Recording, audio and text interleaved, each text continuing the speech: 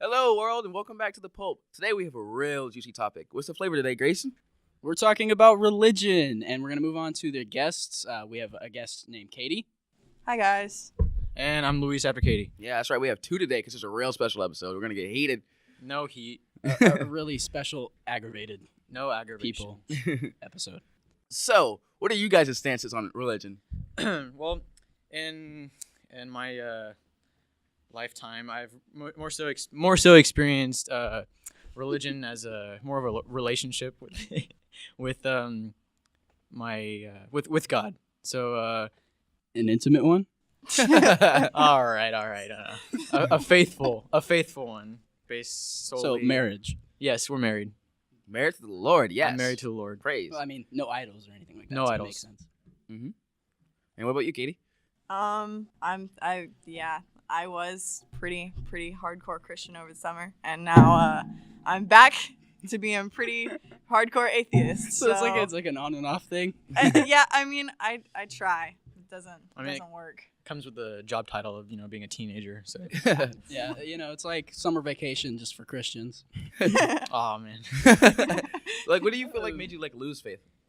I don't know. I just don't agree with it whatsoever. I don't think we should consult people on their religious things. I mean, why not? Why not? Because that is an important Okay, part I guess- of an individual's perspective on religion itself. Because I'm depressed and I think life has no meaning.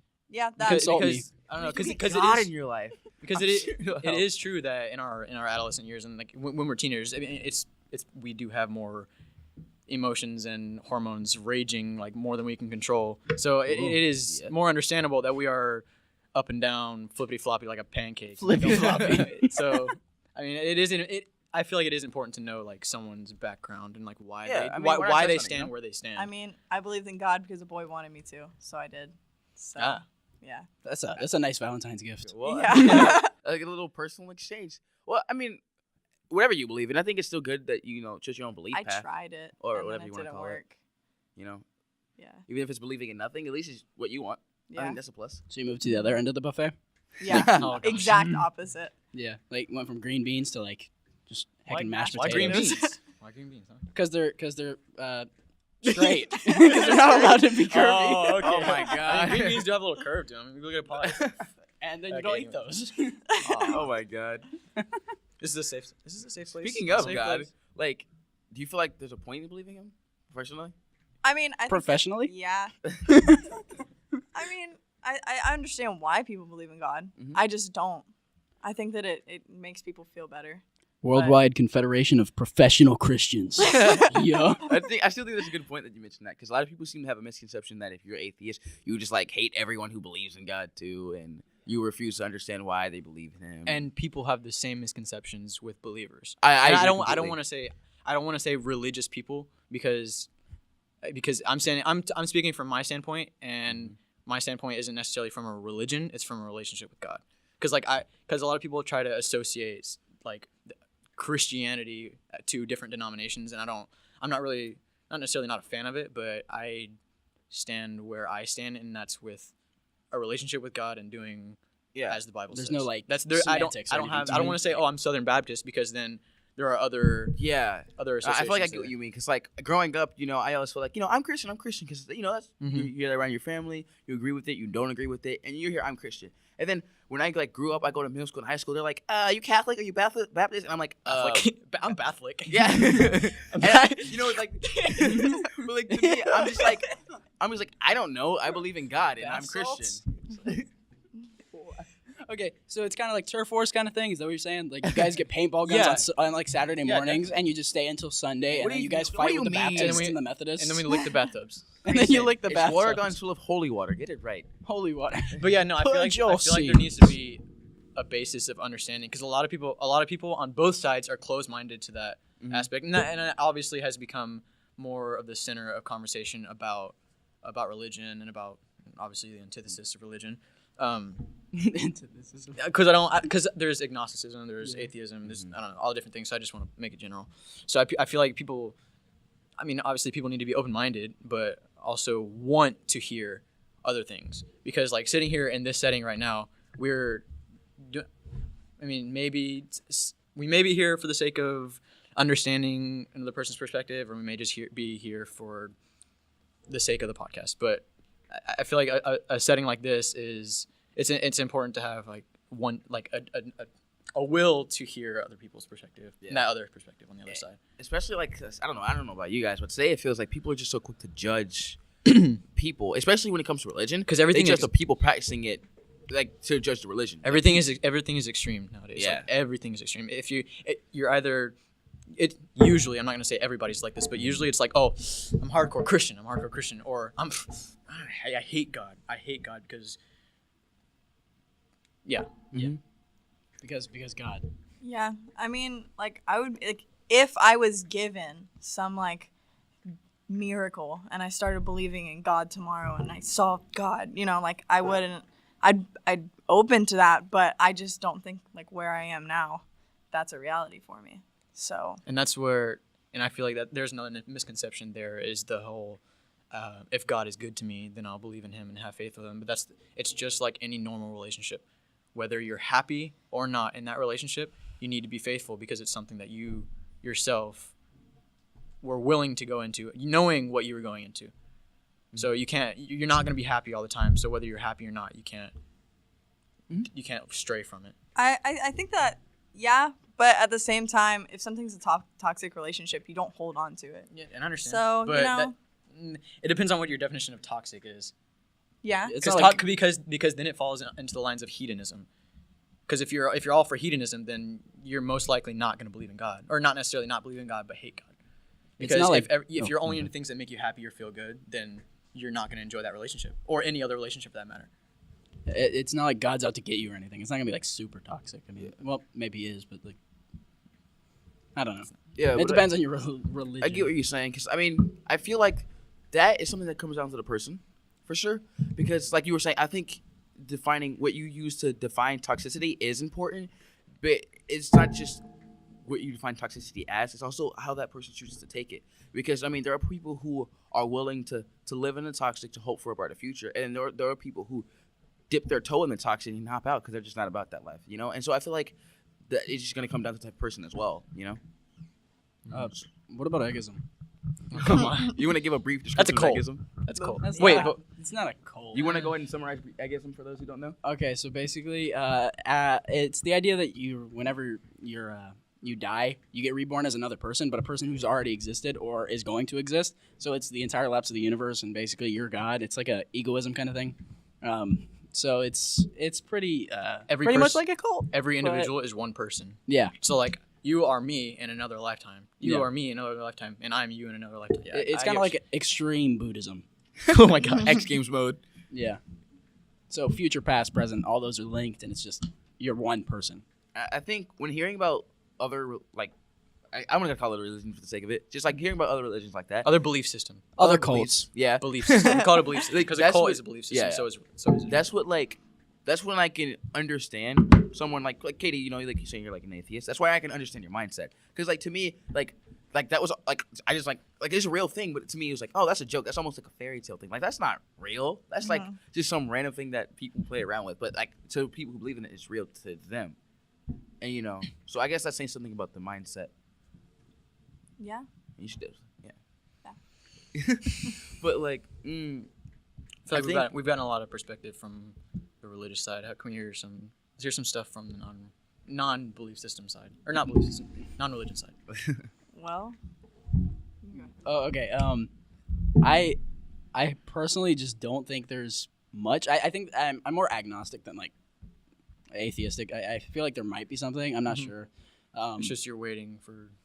Well, I'm not really waiting for anything either. I just believe that like life's life, and I'm just gonna deal with it as it comes. So it's kind of. So are you saying you'd be open to something? Yeah, like if it were introduced to you. Yeah. See it'd have to hit off like really heckin' hard. Like, yeah. And that's what it's supposed. That's what it's supposed to be, because there is. I'm sorry to jump in because but that in my belief system, I feel like that's usually where it starts, is having something hitting you really hard, and from there that seed is planted, and once that seed is planted, you yourself, with the free will that you've been given, which is your greatest asset or gift, weapon. Yeah, that's it's true, is is where you take that relationship.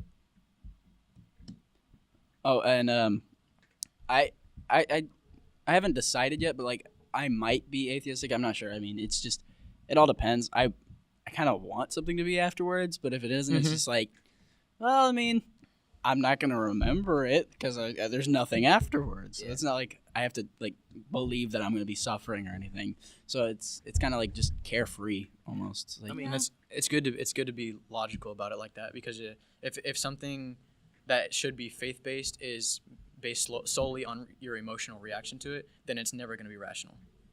And I just think like just like what you were saying just had me thinking like what because you already like kind of when you started talking about like what you believe in and stuff, you established to what extent you believed in it, right? But I think it's interesting because like when people say they're atheists, you know, people like assumptions are made very quickly, but you rarely hear, you know, like kind of like to what extent do they not believe? Like we got from Grayson. You know, I'm curious about you too, Katie. Like, to what extent do you not believe? I mean, at the point I'm at right now, I don't think that there's anything at all. I really think that religion is kind of a coping mechanism. That's fair. So I just think that people need something. And I think that for a lot of people, like, religion fills that hole. And I've never experienced anything. I mean, I've like gone to church. I've done my own like trial, but it just didn't work. And I don't think that anything is like really existing. What fills your hole? Wait, no. wait. No. Beep, technical difficulties. Sorry. Anyway, rewind. You say everybody needs something, but what is that thing for you? Because if you don't have it, then what has filled? Nothing. Nothing. Nothing at all. So you're I empty. mean, okay. So you're I think, empty. well, So are you looking for something? I'm not looking for anything. No, Yeah. I'm very content with it's how like my life it's is like right a now. black hole. It just exists. And Yeah. it consumes everything around personally- it like a toxic being. personally, I'm gonna think. I think that's insane. Not insane like I can't believe in it. Insane like that's an unbelievably insane. And honestly, kudos to you for that, because like I know one of the reasons why I still hold on to like believing what I believe in, even though I'm a logical thinker, and I don't want to think scientifically, and even though religion doesn't always cross over with that, although there are times where it does. The reason why I hold on is because I feel like faith, like I need some sort of faith as a bedrock, and you know I personally I agree with what you were saying. You know, people need that in their life, and I definitely feel like, you know, faith is a bedrock, and it's a lot of people almost need it. And I think it's interesting for you to say, like, you know, you don't need anything and you can live perfectly fine without it. I think it's pretty cool. Yeah, I don't need. I think that it's okay for people to need that, because everybody needs something. But I don't need anything to give life meaning. I don't really think life has a meaning or needs a meaning. It's just life. So if you have a meaning and you find that meaning, cool, good for you. But I don't think that I need to spend my life looking for a meaning. Just live. You want to be a princess when you grow up? Maybe. Might be nice. Yeah, there's no meaning in it, but you just get to be a princess. Like, what is the, like, I wouldn't search out for a meaning. Like, if it just happens to cross my path, I'd be like, oh, cool. You know? It's there. Like, maybe, but, like, commitment's a big problem. I'd be like, Yeah. I'd be like, hey, God, sorry, it's been, like, 5 years, dude. Like, And again, that's where it falls again into that I'm only going to be in this relationship if I'm happy thing, because that's a lot where commitment is hard. That's a big area where commitment is hard with a lot of people, and I will agree. It's commitment's hard for me too.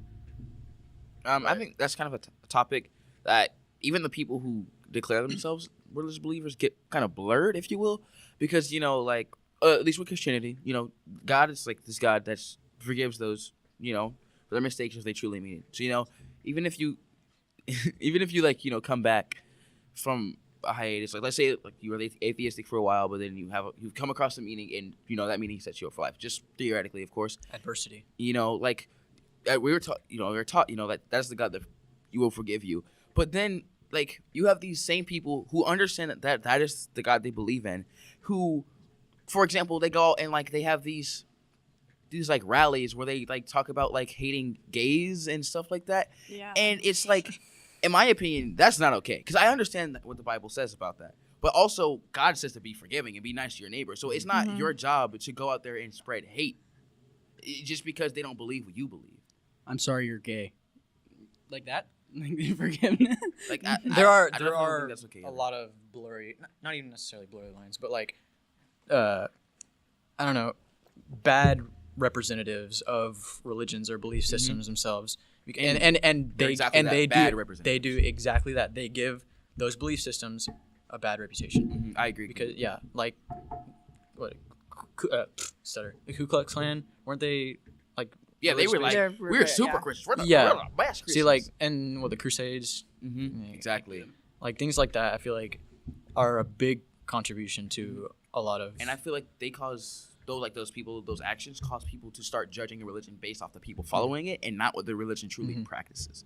And that's where the closed mind, not an understandable closed-mindedness comes from, because if you're like a victim to something like the Holocaust and you're obviously you've been scarred by that, it's hard to come back from something like that.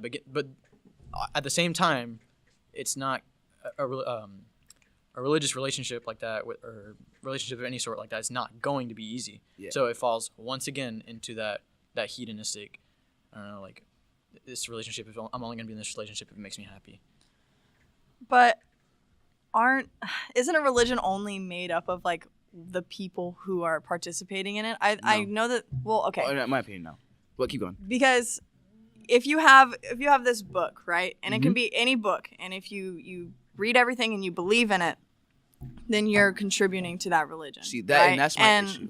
But even then, like, I've seen like some great people who are Christians, and I've seen some bad people who are Christians or just believers in general. And I don't think that necessarily the bad completely represent all of it, but I feel like there is a lot that, you know, you can't really just write it off as like, well, those aren't our Christians, or those aren't what I believe in. You know, like, they're still part of it and they're still participating in it. And what I was gonna say is just like, with like the book thing especially, it's like, to me, that is still the human error, you know, because like I've read most of the Bible, I've understood most of the Bible, and like this, I don't know, it's gonna sound weird. It's not so much like, I feel like that comes down to believing the Bible, and I don't per se like believe in the Bible. I believe in like God. I believe like He exists, and then He has His rules and stuff. And when I say that, let me clarify. I see that to say that the Bible, and especially as it ages, is humans' understanding of what God has to say. And I feel like to some extent I should be able to take that and understand it for myself, and not use the Bible as just the solid word to what I believe only. Not because I question per se what God has to do, but more or less I question what the humans who interpret it, the humans that wrote down in the Bible. I question how they interpret it and what they had to say.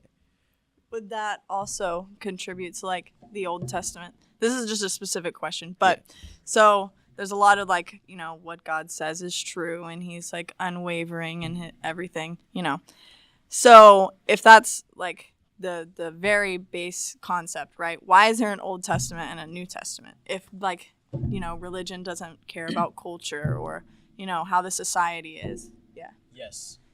It is important to have an Old Testament for the same reason it is important to study our own history. Boom. Pretty good point. Because just as the New Testament is accounts from the apostles of Jesus Christ and other accounts from John the Baptist and obviously other very relationally involved in that faith, so is the Old Testament. And the things in the Old Testament I feel are just as important, because it is that checkpoint. I don't want to say checkpoint. Okay, checkpoint in history when in my faith that Jesus Christ died and resurrected, that things changed, and it is that part that in my faith system that we look at, that we focus most on. Yeah, from my perspective, I feel like you can almost view the difference between the Old Testament and New Testament as like the end of an era and the beginning of a new era, possibly. Before we get too far, I want to bring up something that Katie said earlier. It's religion is made up of the people that believe in it, and I mean, like, that's it. It's pretty important to, like, the people are very important, because like Greek mythology and like things we consider mythologies used to be like actual religions, and like people actually like believe that Zeus was the one above all, kind of thing. And the people who did that died. Greece fell, and now it became Roman. And then the Romans were like, nah, and they took the Bible and started reading, and now they're Christian. And and then they died. But Well, I mean, everyone dies. So. yeah, so everyone died Except so, for Jesus. He I mean, died he twice. did die. He did die. Actually. Yeah, but Jesus He did respawns. die. It respawns. Oh wait, he's got like is this a Christian Minecraft server? He's like he's an admin. Literally. Okay, but like He's an admin. yeah, this dead religions are something that like it was the people that made it, and it can be something more than that. But like once it's gone, it's gone. Like once the believers are gone, like it's hard for someone to come back. Like I don't see many people studying Greek mythology and being like, this is my religion now. Yeah. That's fair.